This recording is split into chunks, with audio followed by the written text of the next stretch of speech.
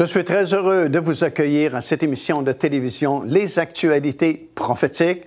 Bien, nous sommes dans une série d'enseignements concernant les nombreuses prophéties que Jacob avait données à ses 12 fils, qui ont formé les 12 tribus d'Israël, ainsi que les paroles prophétiques que Moïse a adressées également aux 12 fils de Jacob. Nous lisons ça dans Genèse chapitre 49 et dans Deutéronome, le chapitre 33. Et nous sommes en train justement de voir et d'entendre ces paroles prophétiques qui ont été prononcées sur chacun de ces 12 fils.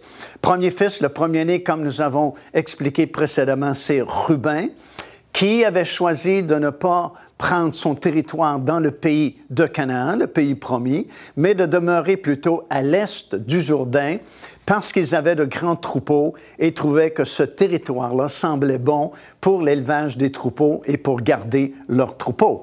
Et Moïse a accepté qu'ils s'établissent dans cette région-là plutôt que de prendre leur territoire dans le pays promis, en leur faisant promettre qu'ils combattraient avec leurs frères pour la conquête finalement du pays de Canaan, ce qu'ils ont fait et finalement ils sont demeurés dans cette région-là, dans ce territoire-là. Aujourd'hui, nous voulons voir le deuxième et le troisième fils de Jacob, Siméon et Lévi, et tous deux ont comme mère Léa. Léa a donné naissance à Ruben, elle a donné naissance aussi à Siméon et à Lévi. Et nous lisons dans le livre de la Genèse, au 29e chapitre, versets 33 et 34, ces paroles. Léa devint encore enceinte et enfanta au fils, et elle a dit, « L'Éternel a entendu que je n'étais pas aimée, et il m'a accordé celui-ci, et elle lui donna le nom de Siméon. Elle devint encore enceinte et enfanta un autre fils, et elle dit, « Pour cette fois, mon mari s'attachera à moi, car je lui ai enfanté 3 fils, Ruben, Siméon et Lévi. » Et c'est pourquoi on lui a donné à ce troisième fils le nom de Lévi. La signification du nom de Siméon, c'est « j'ai entendu ». Et ça nous rappelle comment nous voyons de nombreuses promesses dans les Écritures au sujet de la réponse que Dieu donne à nos prières lorsque nous l'invoquons, lorsque nous le prions. Et c'est la situation qui prévalait à l'époque. Léa réalisait bien que Jacob ne l'aimait pas, qu'il préférait Rachel, qu'il n'a pas pu épouser parce qu'il avait été trompé par Laban, comme nous avons expliqué précédemment. Mais elle a invoqué l'Éternel. Et l'Éternel l'a rendue féconde, si bien qu'elle a enfanté plusieurs fils. Elle a donné plusieurs fils à Jacob. Et il y a un verset sur lequel on parle souvent et qui est souvent cité par les prédicateurs et avec raison. C'est le fameux passage dans Jérémie, chapitre 33 et le verset 3, où le Seigneur dit « Invoque-moi et je te répondrai ».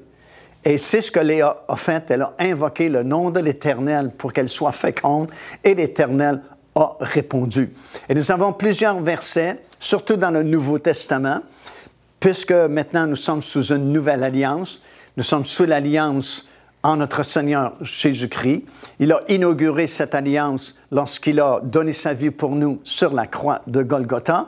Et selon les enseignements que nous recevons, surtout par l'apôtre Paul, lorsqu'il va écrire aux Hébreux, l'épître aux Hébreux que nous avons dans notre Bible, il va nous enseigner que cette nouvelle alliance, elle est fondée sur de meilleures promesses même que l'ancienne alliance, sous laquelle les 12 tribus ont fonctionné autrefois. Si bien que nous retrouvons plusieurs versets dans le Nouveau Testament qui nous exhortent à demander à Dieu et il nous exaucera si nous prions selon sa volonté. Plusieurs versets, comme par exemple dans 1 Jean, le chapitre 5 et au verset 14, nous lisons ceci. « Nous avons auprès de lui cette assurance que si nous demandons quelque chose selon sa volonté, il nous écoute. Et si nous savons qu'il nous écoute, quelque chose que nous lui demandons, nous savons que nous possédons cette chose que nous lui avons demandée. » Et c'est très fort, ce verset-là, parce que Jean affirme ici que si nous demandons quelque chose au Seigneur selon sa volonté. Et on peut connaître la volonté du Seigneur par la parole de Dieu. La Bible que nous avons, c'est la volonté de Dieu. Alors, lorsque nous prions et que nous sommes appuyés par un verset biblique, bien, nous savons que nous prions selon sa volonté, parce que nous avons sa parole. Et Jean affirme ici que si nous savons qu'il nous écoute, nous savons aussi que nous possédons déjà la chose que nous lui avons demandée, même si on ne la voit pas encore physiquement. Nous savons que nous l'avons parce qu'il accorde toujours selon sa volonté à celui qui lui demande. Et dans Daniel, le chapitre 10 et le verset 12, l'ange va expliquer à Daniel, parce que ça avait pris 21 jours avant de recevoir la réponse à la prière de Daniel, mais l'ange va lui expliquer que dès l'instant où il a fait la prière vers Dieu, Dieu a entendu et il a déjà exaucé. Mais il y a eu de l'interférence dans les lieux célestes par certaines autorités sataniques. Mais lorsque nous demandons et nous savons qu'il nous écoute, nous recevons déjà la réponse. Devenez partenaire avec ce ministère par votre soutien financier et aidez-nous à planter le flambeau de l'Évangile à travers le monde entier. Vous recevrez un enseignement audio à tous les mois de la part de l'évangéliste Mario Massicotte, ainsi que notre bulletin de nouvelles prophétiques incluant des enseignements bibliques, des nouvelles du ministère et des commentaires sur les actualités prophétiques. Débutez dès aujourd'hui en visitant notre site web www.paindevie.org ou par courriel à info@paindevie.org. Ici l'évangéliste Mario Massicotte qui vous invite à vous inscrire à notre lettre de nouvelles électronique. Et pour ce faire, il suffit de visiter notre site web au www.paindevie.org et tout en haut à la droite de votre écran, vous allez voir cet onglet sur lequel vous cliquez et vous vous inscrivez tout simplement. Ça vous permettra de recevoir des nouvelles du ministère de Pain de Vie et en même temps recevoir le bon enseignement de la parole de Dieu. Faites-le donc aujourd'hui même. Alors, Siméon est le deuxième fils de Jacob, c'est la deuxième tribu. Et la pierre de cette tribu-là, la tribu de Siméon, c'était une topaze. Et c'est la deuxième pierre sur le pectoral du souverain sacrificateur, sur la première rangée, toujours à compter de la droite vers la gauche. Le campement de Siméon au désert, lorsqu'ils sont sortis d'Égypte pour se rendre vers le pays de Canaan, était au sud avec Ruben et avec Gad, sous le leadership de Ruben. Et la bannière, ou le drapeau, ou l'emblème, si vous voulez, de Siméon, c'était une épée ou la ville de Sichem.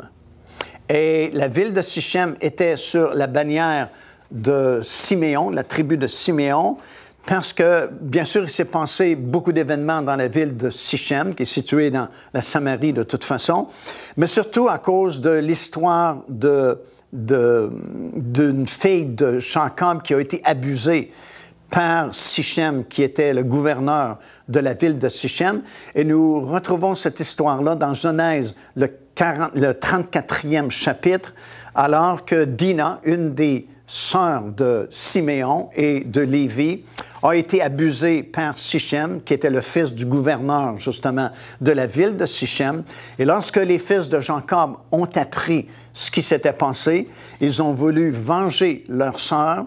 Et surtout, Siméon et Lévi, ils ont attaqué les hommes, les ont pris par ruse, comme nous lisons dans ce chapitre-là, chapitre 34 du livre de la Genèse, et ils ont passé par l'épée tous les hommes de Sichem, se sont emparés de leurs troupeaux. Et en cette journée-là, ça a été un carnage, littéralement, dans la ville de Sichem. Et même Jacob va faire des reproches à ses fils, parce qu'il va dire, vous nous me rendez odieux à la vue de ces habitants qui habitent autour de nous, et ils sont plus nombreux que nous, et probablement que nous allons avoir des difficultés et des problèmes à l'avenir. Et c'est à cause de cette guerre-là, cette attaque-là, qui s'est produite dans la ville de Sichem, qu'on a gardé comme bannière soit la ville de Sichem ou une épée, parce que c'était vraiment des combattants très durs, très difficiles à contrer. Si bien que Siméon s'est tenu sur le mont Garazim pour quand même les bénédictions lorsqu'ils ont commencé à prendre possession du pays de Canaan.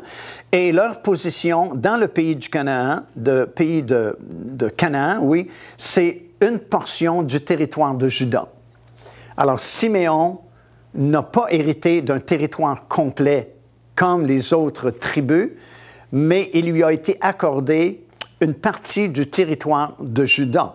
Et on sait que Juda, son territoire, c'est surtout la région de Jérusalem, qui est devenue le centre vraiment du territoire de la tribu de Juda. Et parce que Siméon n'a pas hérité d'un territoire complet, on lui a accordé le sud du territoire de Juda, qui aujourd'hui s'appelle le désert du Negev, qui va se rendre jusqu'au sud complètement du pays d'Israël, jusqu'à la mer Rouge, finalement. Alors, Siméon n'a pas hérité d'un territoire complet, mais une portion du territoire de Juda. Et un des 12 espions qui avaient été envoyés pour savoir comment prendre le pays de Canaan, ben, c'est celui de Shapha qui représentait la tribu de Siméon, comme nous lisons dans le livre des Nombres, 13e chapitre et le verset 5. Oui. Voici la prophétie de Jacob sur Siméon, telle que nous le lisons dans le livre de la Genèse, chapitre 49 et au verset 5, nous lisons ceci. Voici ce que Jacob va lui dire. Siméon et Lévi, parce qu'on les regroupe ensemble, sont frères. Leurs glaives sont des instruments de violence. Que mon âme n'entre point dans leur conciliabule. Mon esprit ne s'unisse point à leur assemblée. Car dans leur colère, ils ont tué des hommes. Il fait référence surtout à la ville de Sichem et au carnage qui a eu lieu à cet endroit-là, et de leur méchanceté. Ils ont coupé les jarrets des taureaux. Maudite soit leur colère, car elle est violente, et leur fureur, car elle est cruelle. Je les séparerai. Remarquez bien, je les séparerai dans Jacob et je les disperserai en Israël.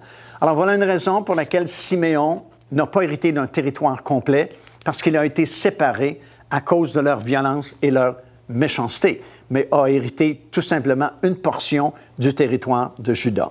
La pierre de Siméon, c'était la topaze.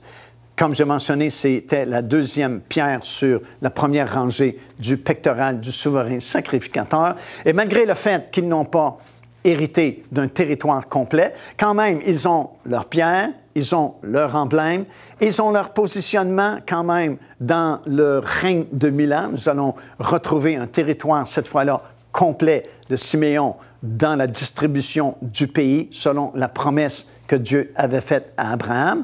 Et quand même, dans la Jérusalem restaurée, et même dans la Nouvelle Jérusalem, le nom de Siméon va apparaître sur une des 12 portes et de la ville de Jérusalem restaurée et de la Nouvelle Jérusalem qui va durer éternellement. Les attentats terroristes, les catastrophes naturelles, les changements climatiques, corruption, violence, quel espoir reste-t-il? Le rétablissement de toutes choses. Procurez-vous le tout dernier livre de l'évangéliste Mario Massicotte et découvrez l'espérance d'un monde meilleur sur le point d'émerger. Le rétablissement de toutes choses, un héritage incontournable des connaissances acquises sur 4 décennies de ministère. Disponible au www.paindevie.org. Alors, ce que nous réalisons par les prophéties mentionnées dans la parole du Seigneur et l'histoire qui nous est racontée au sujet de ces 3 tribus, Ruben, Siméon et Lévi, c'est que lorsqu'ils étaient ensemble, ces 3 frères-là, ils avaient l'un sur l'autre une très mauvaise influence. Et c'est pourquoi on les a séparés dans leur héritage du pays de Canaan, parce que lorsqu'ils étaient ensemble, il y avait vraiment une mauvaise influence les uns sur les autres. Et on a des exemples dans la Bible de mauvaises associations, alors qu'on crée de mauvaises influences les uns sur les autres. Puis l'exemple classique sur lequel on prêche souvent, c'est celui de Josaphat, qui quand même était un des bons rois d'Israël.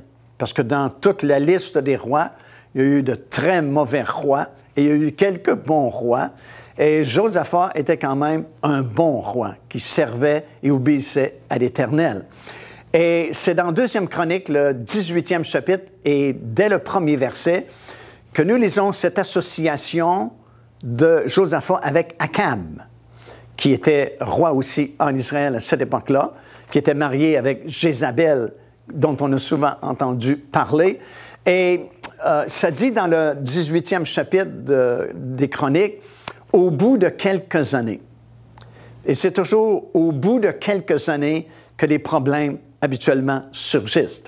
Parce que normalement, quelqu'un qui accepte le Seigneur Jésus-Christ, au tout début, ils sont tout feu, tout flamme pour servir le Seigneur, sont prêts à obéir au Seigneur. N'importe quelle chose vraiment que le Seigneur va leur demander, ils sont prêts à obéir. Mais les années passent et souvent, il y a de la déception. Souvent, on croyait que telle chose était pour arriver et ce n'est pas arrivé. Il y a des luttes, il y a eu des combats, et des choses qu'on espérait qu'elles devaient arriver, elles ne sont pas arrivées. Et des choses semblables, vous savez, si bien que c'est toujours au bout de quelques années que ça devient plus difficile de rester fidèle au Seigneur. Ce qui nous fait dire que la plus grande épreuve, c'est l'épreuve du temps. Et c'est encore une fois bien écrit dans 2 Chroniques, 18e chapitre, au bout de quelques années, Josaphat s'est associé avec Akab. Et ils ont donné un grand festin. Ils sont associés d'abord par mariage avec leurs enfants. Et puis, Josaphat décide de se rendre en Samarie au roi Akab, va donner un grand festin parce qu'il est honoré par la visite de Josaphat, va décider d'aller à la guerre, d'attaquer, demande à Josaphat de se joindre à lui pour attaquer son ennemi. Et Josaphat va demander quand même l'approbation de prophètes. Les prophètes sont venus, ils ont dit oui, allez-y, vous allez gagner. Mais Josaphat ressent dans son esprit que ce n'est pas la vérité, va demander un autre prophète. Et Akab va dire, on a bien un prophète qui dit la vérité, mais je l'aime pas ce prophète-là, parce qu'il prophétise toujours des choses négatives. Et Josaphat dit, va le chercher. C'était Michée. Et Michée est venu, au début, il dit, allez-y, vous allez gagner. Mais encore Josaphat ressent que ce n'est pas réel, ce n'est pas la vérité, et demande à Michée vraiment de dire la parole de l'Éternel. Et Michée va dire, n'y allez pas parce que vous alliez être battus, et ainsi de suite. Mais quand même, ils ont décidé d'y aller. Et Akab dit à Josaphat, j'aimerais ça passer pour un simple soldat. Toi, garde tes habits royaux, puis moi, je vais m'habiller comme un simple soldat. Et lorsqu'ils sont sur le champ de bataille, c'était la Syrie qui était l'ennemi d'Israël à cette époque-là. L'ordre a été donné de viser surtout le roi. Il visait Akab, celui qui a les vêtements royaux. Mais là, c'est Josaphat qui est habillé en vêtements royaux et non pas Akab. Et on a encerclé le char de Josaphat et on va le tuer. Mais Josaphat a crié à l'Éternel de tout son cœur et l'Éternel a empêché les soldats de tuer Josaphat en cette journée-là. Il a failli perdre la vie à cause de son association avec Akab. Et vous savez le reste de l'histoire, il y a un soldat à tout hasard qui lance de son arc sa flèche dans les airs et chou, elle a touché Akab au défaut de sa cuirasse et Akab est mort sur le champ de bataille cette journée-là. Alors les associations sont souvent dangereuses. Et l'association entre Ruben, Siméon et Lévi était négative. Lorsqu'ils étaient ensemble, ils devenaient violents. Ils passaient souvent à l'attaque et à l'épée, et c'est pourquoi ils ont été séparés dans l'héritage de la possession du pays de Canaan. Un bel exemple de fidélité que nous retrouvons, c'est dans le livre des Actes des Apôtres, chapitre 21, et au verset 16, alors que Paul avait décidé de monter à Jérusalem pour célébrer la fête de la Pentecôte. En cours de route, il s'arrêtait à différents endroits. Et finalement, lorsqu'il est arrivé à Jérusalem, la Bible dit qu'il a logé dans la maison de Mnason. Et c'est écrit Mnason, un ancien disciple. Alors voilà quelqu'un qui est devenu un ancien disciple. Ça veut dire qu'il a vécu toute sa vie à être fidèle au Seigneur Jésus-Christ. Et un ancien disciple veut dire beaucoup. Ça veut dire qu'il a traversé les épreuves, il a traversé les tribulations, il a eu des déceptions dans sa vie, comme tout le monde en a, mais il est resté fidèle au Seigneur. Et Paul a pu loger chez lui lorsqu'il a séjourné à Jérusalem, juste avant de s'en aller à Césarée-Maritime pour finalement se rendre jusqu'à Rome où il va terminer sa vie. Alors, l'influence souvent est négative. Faisons attention, restons fidèles au Seigneur Jésus-Christ. Ne commettons pas la même erreur que Ruben, Siméon et Lévi. Joignez-vous à nous afin de célébrer le Seigneur et entendre le message de la parole de Dieu par l'évangéliste Mario Massicotte. Venez recevoir ce que Dieu a préparé pour vous. Visitez notre site web www.paindevie.org afin de connaître notre itinéraire. Nous serions très heureux de vous rencontrer et de vivre des moments forts avec le Seigneur.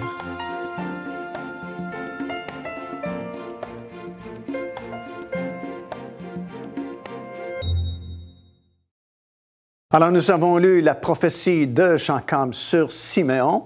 Voici maintenant ce que Moïse n'a pas prophétisé plutôt sur Siméon, probablement à cause de la parole prophétique de Jacob qui avait prophétisé qu'il serait séparé des autres tribus.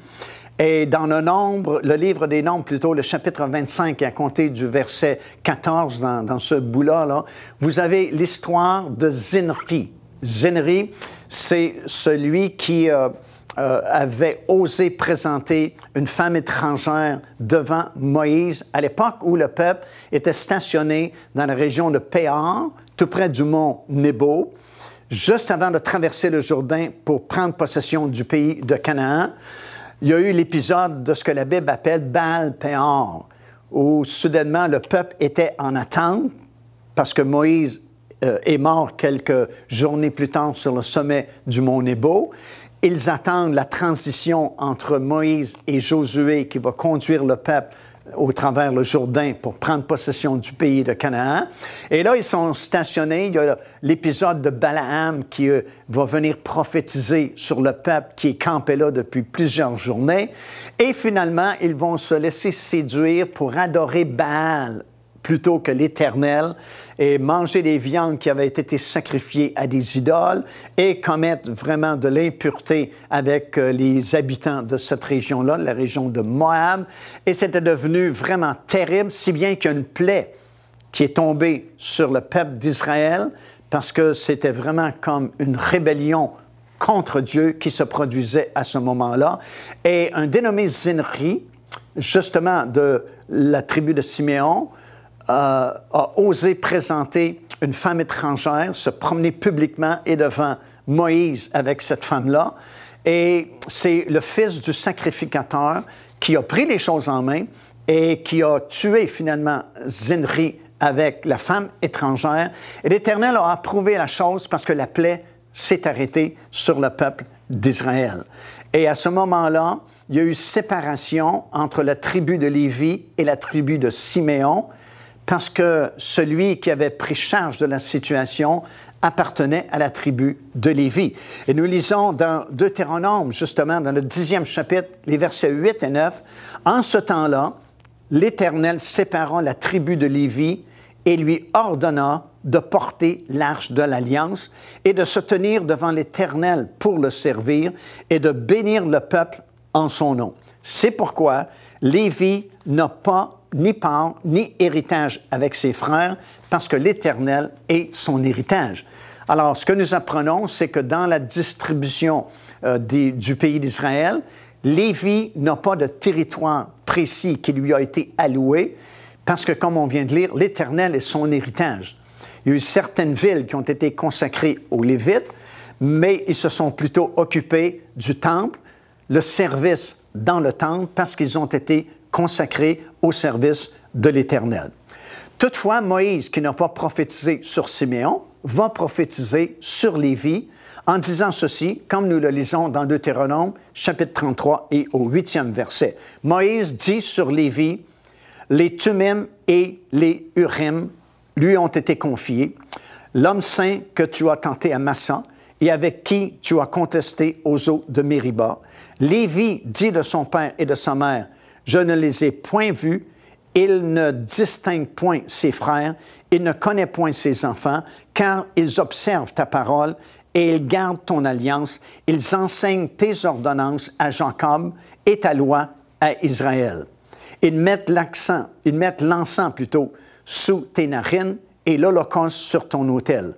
Bénis sa force et agrée l'œuvre de ses mains, brise les reins de ses adversaires et que ses ennemis ne se révèlent plus. » Alors, on fait la distinction ici entre Siméon et Lévi.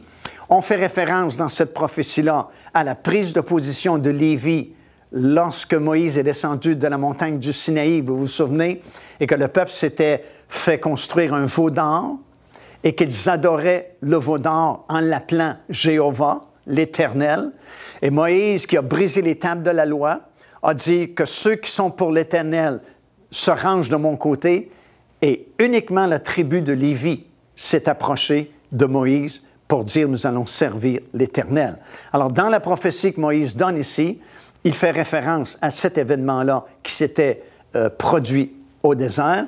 Et la lignée lévitique a perduré jusqu'à la destruction du temple en l'an 70. Mais parce que nous sommes rendus vraiment à la toute fin et que le Seigneur Jésus-Christ est sur le point de revenir, en Israël présentement, tous les descendants d'Aaron peuvent maintenant être identifiés de façon scientifique, si bien qu'on a une centaine de sacrificateurs qui sont vraiment identifiés comme vraiment des descendants d'Aaron, qui sont présentement à l'entraînement dans une école sacerdotale à Jérusalem, où on leur enseigne l'art de sacrifier des animaux et qu'on réanime tout le rituel du service dans le temple autrefois. On a même fait une entrevue récemment avec l'un de ces sacrificateurs-là à l'Institut du Temple lors d'une visite en Israël il y a quelque temps passé. Procurez-vous cet enseignement disponible dès maintenant sur notre site web au www.paindevie.org. En visitant notre boutique web, vous pourrez commander ou même télécharger les enseignements. Vous trouverez aussi plusieurs autres produits contenant des centaines de sujets pour votre édification. Alors, encore une fois, aujourd'hui, au cours de cette émission, nous avons pu constater l'exactitude, la précision des prophéties qui sont mentionnées dans la Bible, autant les prophéties concernant les derniers jours que ces prophéties-là que nous sommes en train d'étudier concernant les 12 tribus d'Israël, vraiment ce que Jacob a prophétisé sur les 12 tribus, aussi bien que les paroles que Moïse a prononcées sur les 12 tribus, tout ce qui devait s'accomplir avant aujourd'hui a été accompli et le peu qui reste à venir s'accomplira sûrement parce que tout ce qui est prophétisé dans la parole de Dieu doit s'accomplir un jour ou l'autre. C'est pourquoi on peut se fier. On peut avoir cette sécurité dans le Seigneur Jésus-Christ. Lorsque le Seigneur dit « Quiconque invoquera le nom du Seigneur sera sauvé », c'est une parole certaine. Et si vous le faites aujourd'hui, vous pouvez vous appuyer sur cette parole et fonctionner avec confiance parce que la parole de Dieu, c'est la vérité. Elle ne nous trompe pas. Car Dieu a tant aimé le monde qu'il a donné son Fils unique, afin que quiconque croit en lui ne périsse point, mais qu'il ait la vie éternelle. Téléchargez gratuitement l'enseignement « Le salut, c'est quoi ?» en visitant notre site web www.paindevie.org et recevez la grâce merveilleuse que Dieu vous offre.